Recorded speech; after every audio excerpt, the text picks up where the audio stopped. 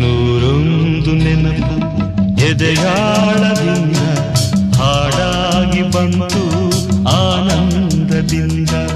ನೂರೊಂದು ನೆನಪು ಎದೆಯಾಳದಿಂದ ಹಾಡಾಗಿ ಬಂತು ಆನಂದದಿಂದ. ಸಿಂಧೂರವಿಂದು ನಗಲಮ್ಮ ಎಂದು ಎಂದೆಂದು ಇರಲಮ್ಮ ಈ ದಿವ್ಯ ಬಂದ.